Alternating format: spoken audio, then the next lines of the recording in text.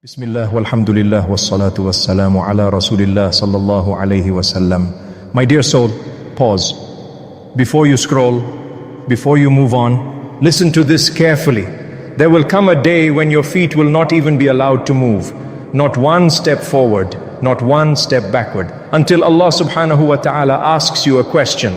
Not about your wealth, not about your followers, not about your status, but about your time.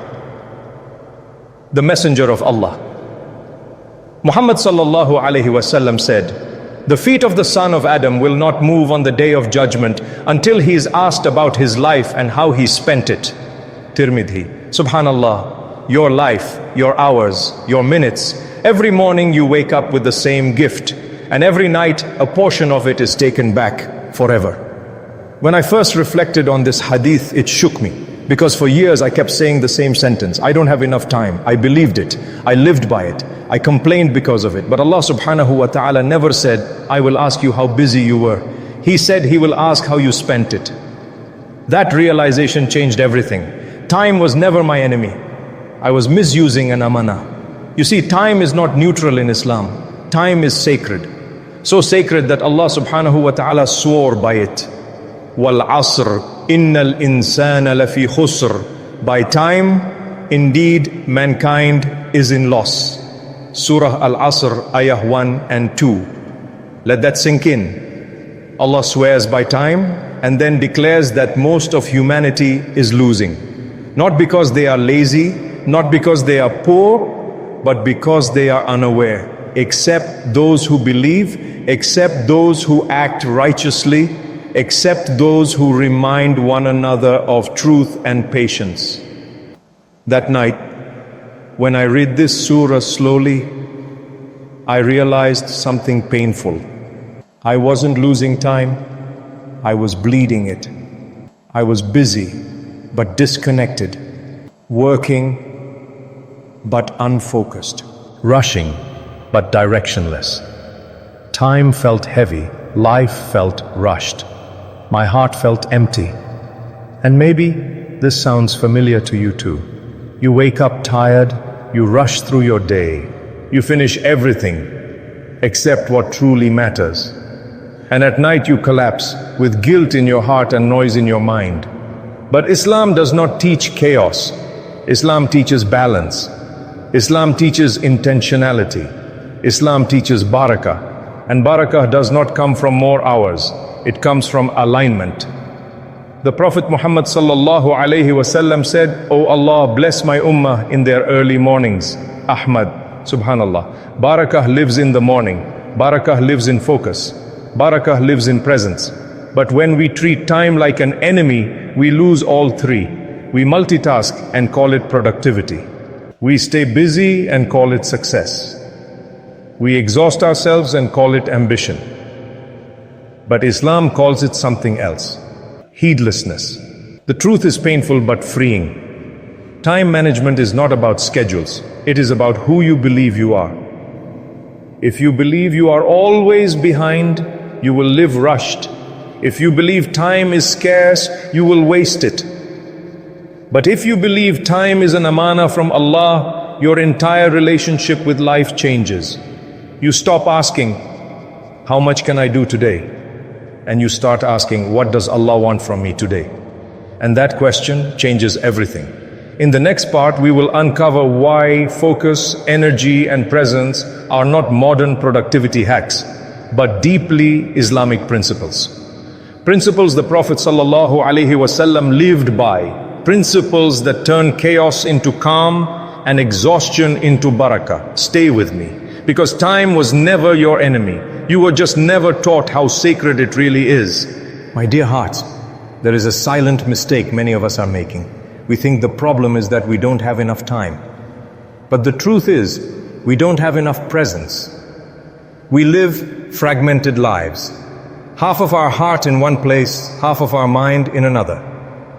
We pray while thinking about emails. We work while scrolling. We sit with our families while our souls are somewhere else. And then we wonder why the day ends and nothing feels complete. Islam does not teach fragmentation. Islam teaches ihsan. The Messenger of Allah Muhammad sallallahu alayhi wasallam said, "Indeed, Allah loves that when one of you does something, he does it with excellence." Al-Bayhaqi. Excellence is not speed. Excellence is not multitasking. Excellence is focus. Yet we were taught to believe that doing more at the same time means doing better. Subhanallah, how wrong we were. When you split your attention, you drain your energy. And when energy is drained, barakah disappears. Because barakah does not live in exhaustion, it lives in alignment. The Prophet ﷺ lived a life of deep focus. When he prayed, he was fully present. When he spoke, he turned his entire body toward the person. When he worked with intention. And when he rested without guilt. This is not coincidence, this is sunnah. Many of us burn out because we ignore how Allah subhanahu wa ta'ala created us. Your mind was not designed to run endlessly. Your soul was not designed to live disconnected from rest. Even the alternation of night and day is a sign of divine balance. Allah subhanahu wa ta'ala says, "And we made the night for rest." Surah An-Naba ayah 9. Rest is not laziness. Rest is obedience, when done with intention. But here is where it gets deeper. Time management is not just about focus. It is about energy. You can have free time and sit. You'll feel exhausted because exhaustion is not from lack of hours. It is from lack of purpose. That is why the early mornings are so powerful. The Prophet ﷺ made a dua, "Oh Allah, bless my ummah in their early mornings." Barakah lives where most people are sleeping. Barakah lives where distractions are quiet. Barakah lives where the heart is still soft. But if your nights are filled with noise, screens, and restlessness, your mornings will be heavy. And when mornings are heavy, the entire day feels rushed. This is why anchoring your day around salah is not just worship, it is strategy. Fajr is not only a prayer, it is a reset. It reminds you who you belong to before the world starts demanding from you. And when you begin the day with Allah subhanahu wa ta'ala, you no longer feel chased by time, you walk with it. There is another mistake many people make. They overload themselves with endless lists, 10 tasks, 20 goals, 30 expectations. And at the end of the day, they feel like failures. But Islam does not demand overload. Islam demands clarity. Even the obligations of Islam are clear and limited. 5 prayers, clear pillars, clear priorities, not chaos, not overwhelm. That is why simplicity brings peace. When you choose one meaningful action instead of 10 scattered ones, you protect your soul. When you give focused time to what truly matters, Allah places barakah in it. And suddenly, the same 24 hours feel different, lighter, calmer, more alive. Now, we will uncover the deepest truth of all. Why your identity determines how you experience time, why the words you repeat shape your days, and how to stop living as a victim of the clock and start living with barakah. Stay with me, because once your relationship with time heals, your entire life begins to heal with it. My dear soul, let me tell you the deepest truth about time. Time is not your enemy. Time is an amanah. And the moment you understand this, everything changes. Most people don't struggle with time management. They struggle with identity. You see, your brain does not act on reality. It acts on repetition. What you say to yourself again and again becomes who you are. If you keep telling yourself, "I'm always late," "I don't have enough time," "I'm always behind," your heart accepts it, your body follows it, and your life begins to mirror it. This is why Islam pays attention to words, because words shape belief, and belief shapes destiny. Allah subhanahu wa ta'ala reminds us, "And do not say about anything, 'I will do that tomorrow,' without saying, 'if Allah wills.'" Surah Al-Kahf, ayah 23 and 24. This ayah is not just about manners. It is about mindset. It teaches you that time is not owned by you, but entrusted to you. And when you shift from, "I don't have time," to, "I am a trustee of time," your nervous system relaxes, your heart slows down, your soul aligns. Because a trustee does not panic, a trustee protects, a trustee prioritizes, a trustee acts with intention. This is why the Prophet Muhammad sallallahu alaihi wasallam lived with such calm presence. He was never rushed, never chaotic, never empty, even when his responsibilities were heavier than ours. Why? Because his identity was clear. and identity always comes before systems. But once identity is healed, systems begin to work. This is where your days transform, not by controlling every minute, but by anchoring your life to Allah subhanahu wa ta'ala. Anchor your day with salah. Let Fajr be your compass. Let Duhr reset your pace. Let Asr remind you time is moving. Let Maghrib soften your heart. Let Isha release the weight of the world. This is not scheduling, this is surrender.